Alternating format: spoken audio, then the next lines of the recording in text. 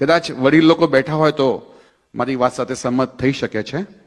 1970 પહેલા blood પ્રેશરની normal definition કેટલી હતી? એટલે કે બ્લડ પ્રેશર નોર્મલ કેટલું ગણાતું હતું? તો કે 180/110 એ નોર્મલ બ્લડ પ્રેશર ગણાતું હતું. પછી ફાર્મસીઓની દવાઓ નથી વેચાતી એટલે ઇન્સ્યોરન્સ કંપનીવાળાને એપ્રોચ કર્યો અને એમ કરતા કરતા બ્લડ પ્રેશર ઘટતું અત્યારે 120/80 આવી ગયું છે. હવે એ લોકો પાસે કોઈ રસ્તો નથી, નહીં તો હજુ પણ ઘટાડી શકે એ લોકો. શુગર કેટલું હતું 1990 સુધીમાં? શુગર નોર્મલ લેવલ કેટલું હતું? તો કે જમ્યા પછીનું 180 ને ભૂખ્યા પેટનું લગભગ 130-40ની આસપાસ. તો એમાં પણ એવી રીતના જ થયું. તો મારું કહેવું એવું છે કે રોગોથી નહીં પરંતુ ડાક્ટરોથી સાવધાન, એ મારું સૂત્ર છે. એમાં કોઈ ડાક્ટર મિત્ર હોય તો માફ કરજો, હું પણ પોતે જ ડાક્ટર છું. આજકાલનો વ્યવસાય એવો થઈ ગયો છે કે ડાક્ટર લોકો ઇન્સ્યોરન્સ આપે છે એટલે દવા લખી નાખે છે. કેમ? તો કે ઘણી બધી વર્લ્ડમાં એટલી મોટી મોટી ફાર્મસીઓ છે જે ડાક્ટરોને ટાર્ગેટ આપે છે કે જો તમારા ગ્રુપ વાળા આખા વર્ષમાં આટલી બ્લડ પ્રેશરની લખશે કે આટલી ડાયાબિટીસની દવા લખશે કે થાઇરોઇડની લખશે તો તમારી ફેમિલીને યુરોપની 15 દિવસની ટ્રીપ મળશે અથવા 55 ઇંચનું ટીવી મળશે અથવા ફલાણી કાર મળશે, એવા પ્રલોભનો આપે છે. ઘણી વખત તો આપણે એના શિકાર બનતા આવીએ છીએ. અને એટલે જ સ્વામી રામચંદ્ર પરમહંસે વર્ષો પહેલા એવું લખ્યું છે કે ડાક્ટરો અને વકીલો ભાગ્યે જ સ્વર્ગમાં જઈ શકે. તો આ બધું થોડુંક જાણશું તો આપણે ઘણી વખતે શું છે, જેમ હમણાં સ્વામીએ કીધું કે બધું માનસિક સ્ટ્રેસથી વધે છે અને તદ્દન સાચું છે. શિકાગો યુનિવર્સિટીના રિસર્ચ પ્રમાણે હું એવું કહી શકું કે 92% જે પ્રોબ્લેમ છે એ ફક્ત આપણી આંખની આ કીકી છે ને, આ આઈબ્રોઝ, એની ઉપર છે. 92% પ્રોબ્લેમ્સ. બાકી આ આઈબ્રોની નીચે કેટલા ટકા? ફક્ત 8% પ્રોબ્લેમ છે. તમને એવી ખબર પડે કે મારે આવતીકાલે બ્લડ પ્રેશર કે બાયોપ્સી કરવાનું ડોક્ટરે કહ્યું છે, તમે જોજો. તો એના માટે કોઈ તત્વચિંતક એવું કહ્યું છે કે સામાન્ય વ્યક્તિ લેબોરેટરીમાં જાય, એક સામાન્ય વ્યક્તિ લેબોરેટરીમાં જાય અને દર્દી થઈને બહાર પડે. એનો મતલબ શું થયો કે આપણે બધું જ મગજથી વિચારીએ છીએ અને મગજથી વિચારવાથી તમારું બ્લડ પ્રેશર પણ વધી જશે, તમારા સાયકોસોમેટિક જેટલા પણ ડિસઓર્ડર્સ છે એ બધામાં વધારો થશે. એક એનું બીજું ઉદાહરણ આપું. મારી પાસે ઇન્ડિયામાં નડિયાદમાં એક સાઉથ ઇન્ડિયન કપલ આવ્યું હતું જે ગવર્મેન્ટમાં હતા, જોબ કરતા હતા. અને એમના વાઈફ, મને ડાઉટ લાગ્યો એટલે મેં કીધું બેન તમે આટલું કરાવી લેજો રિપોર્ટમાં. રિપોર્ટ કરાયો હશે ને ખબર કોઈ કારણસર નહીં આવી શક્યા હોય, એમના હસબન્ડની કંઈક ટ્રાન્સફર થઈ ગઈ હશે. લગભગ 2.5 વર્ષે પાછા આવ્યા હશે મળવા માટે. મને રિપોર્ટ દેખાડ્યો. મેં કહ્યું આમાં તો ડાયાબિટીસ છે. 2.5 વર્ષ સુધી એમને કોઈ પ્રોબ્લેમ નહોતો. જેવું જાણ્યું કે મને ડાયાબિટીસ આવ્યો છે ત્યારથી એમને થોડાક વખતમાં એમના બ્લડ પ્રેશર બી આવી ગયું ને ઘણી બધી પ્રોબ્લેમ એ શરૂ થઈ ગઈ. એટલે જાણવાથી ઘણી વખતે, હું એવું નથી કહેવા માંગતો કે તમે પોતાના રિપોર્ટ્સ રેગ્યુલરલી ન કઢાવો, એ લોકોની ફોર્માલિટી છે ડોક્ટરોની, એ કરવી જ પડે, એ તો તમે કોઈના પર શું કરી દો. પણ આનાથી સાઈડ ઇફેક્ટ્સ પણ ઘણી બધી છે અને પોસ્ટ ઇફેક્ટ પણ ઘણી બધી છે. તો ચાલો આપણે પેલા 4 સૂત્રો જોઈ લઈશું. જો આ 4 સૂત્ર જે વ્યક્તિ નિયમિતપણે 90 દિવસ એટલે કે 3 મહિના સુધી ફોલો કરશે, તો હું આ બોલી રહ્યો છું, રેકોર્ડિંગ થઈ રહ્યું છે, તમે લખી શકો છો કે એમાં ચોક્કસપણે દવાઓમાં ઘટાડો થઈ શકશે અથવા દવા બંધ પણ થઈ શકશે જો એને 100% ફોલો કરશો તો. વૈદ તમને કોઈ ચમત્કાર નથી કરવાનો કે ઓવરનાઇટ તમને બધું સારું થઈ જાય. એના માટે એની પ્રોસેસ છે, એનો સમયગાળો છે, એ તો લેશે જ. શ્રદ્ધા, ધીરજ, અને 3જા નંબરે બહુ જ મહત્વનું કહ્યું છે ભગવાન ધન્વંતરીએ કે તપશ્ચર્યા કરાવવી પડશે. તપશ્ચર્યા એટલે એવું કે હું તમને એક હું તો અનુભવથી તમને કહી રહ્યો છું. કાંતિભાઈ પટેલ નામ છે, ચકલાસીના મૂળ વતની છે અને મહારાષ્ટ્રમાં ચંદ્રપુરના ગામમાં એમનો બહુ મોટો તમાકુનો બિઝનેસ, બધા તમાકુના પાઉચ બનાવીને વેચતા હોય છે ને બધા, એવો એમનો કંઈ વ્યવસાય. હવે એ મારે આ શબ્દ એટલે વાપરવું પડે કે તમને ખ્યાલ આવે કે જે લોકો દારૂ બહુ પીવે ને એ લોકોનું લીવર ખતમ થઈ જાય, એટલે સિરોસિસ નામનો રોગ. હવે સિરોસિસ થઈ ગયું એટલે એમને તો અમદાવાદમાં ને એપોલોમાં ને બધી ઘણી ઘણી જગ્યાએ એમને બોમ્બે સુધી પણ દેખાડ્યું અને કહે છે સાહેબ આમાં રસ્તો એક જ છે કે લીવર ટ્રાન્સપ્લાન્ટ કરાવવું પડે. અને એ વખતે હું 2013ની વાત કરું છું, તો એ વખતે લીવર ટ્રાન્સપ્લાન્ટ નવું આવ્યું હતું સર્જરીમાં, એટલે લીવર ટ્રાન્સપ્લાન્ટનો ખર્ચો ઇન્ડિયામાં એ વખત 40-50 લાખની આસપાસ થતો હતો અને એમાંય સક્સેસ રેશિયો બહુ ઓછો હતો. અત્યારે બી ઓછો જ છે, તમે જોઈ શકો છો ગૂગલ પર કે લીવર ટ્રાન્સપ્લાન્ટનો સક્સેસ રેશિયો કેટલો છે.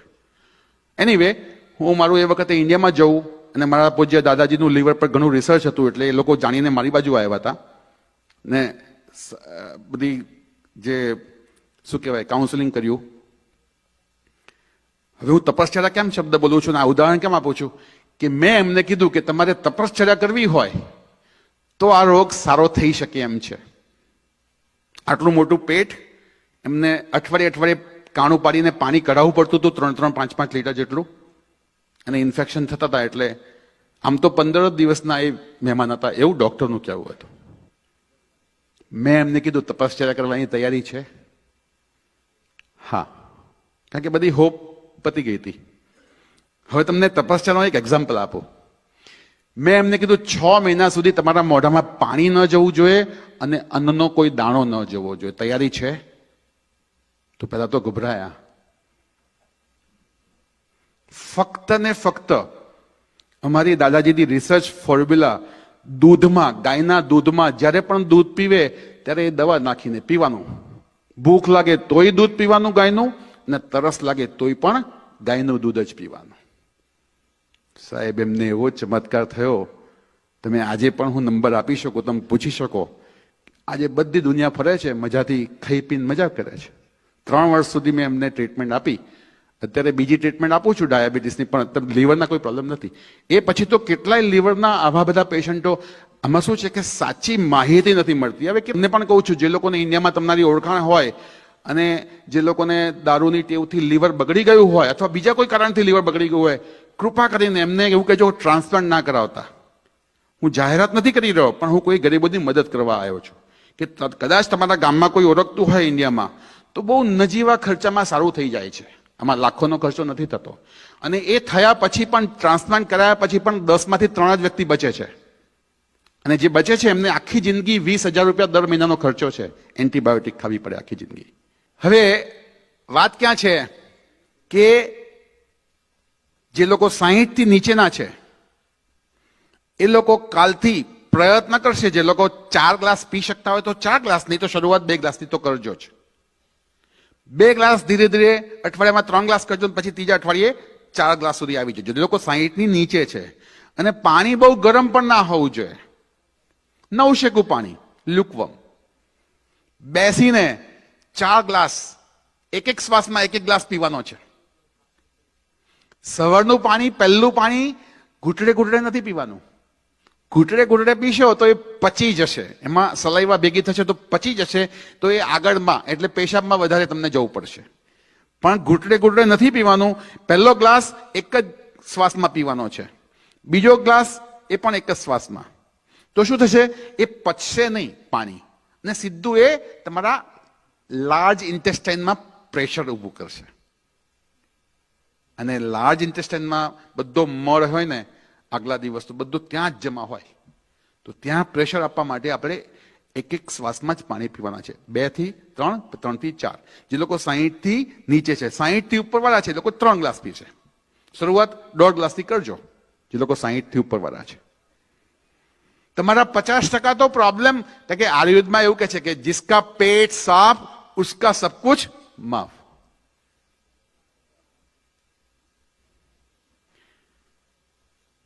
પાણી દવા તરીકે કામ કરે છે જો એની સમજ હોય તો.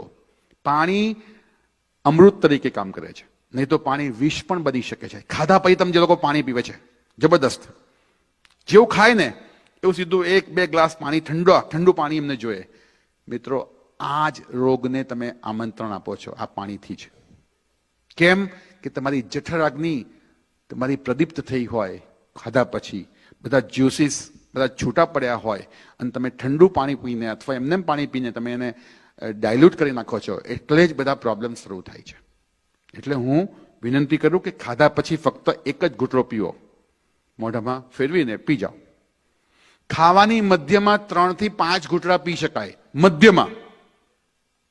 એટલે કે આપણે 2 ટાઈપ્સના ગ્રેન્સ ખાઈએ છીએ. રોટલી ને શાક પહેલા ખાઈએ છીએ અને પછી દાળ ને ભાત અથવા કઢી ખીચડી ખાઈએ છીએ. તો રોટલી શાક પતી જાય અને દાળ ભાત તમે શરૂ કરો, એની વચ્ચે તમે 3 થી 5 ઘૂંટડા પાણી પી શકો છો.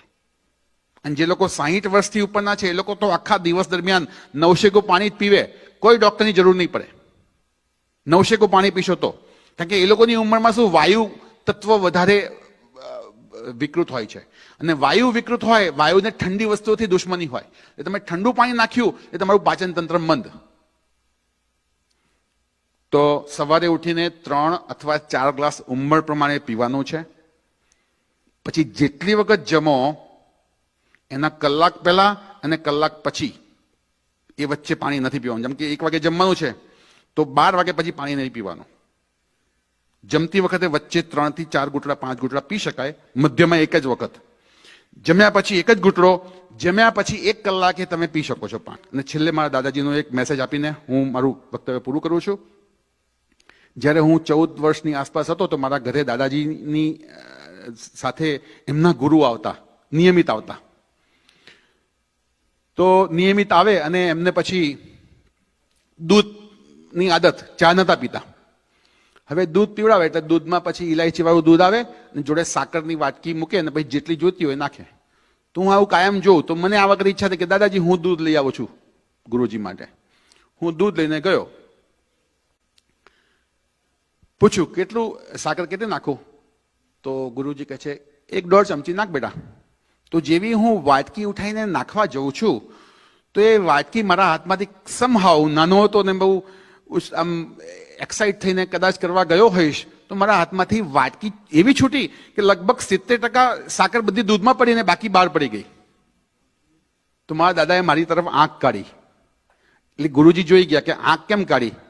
તો કે તમે 1-1.5 ચમચી કીધીને એને આખી લગભગ અડધી પોણી વાટકી અંદર નાખી દીધી. તો કે નાખી દીધી એનો મતલબ એ થયો કે દૂધ ગળ્યું થઈ ગયું?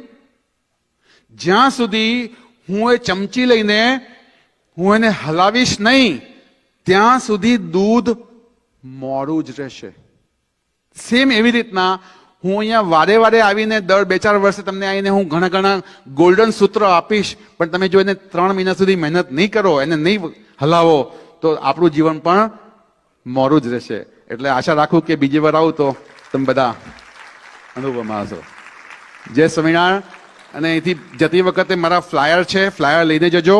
તમને ભવિષ્યમાં કંઈ પ્રશ્ન પૂછવા હોય ઓનલાઈનથી કે ફોનથી તો તમે વેલકમ છો. જય સ્વામિનારાયણ.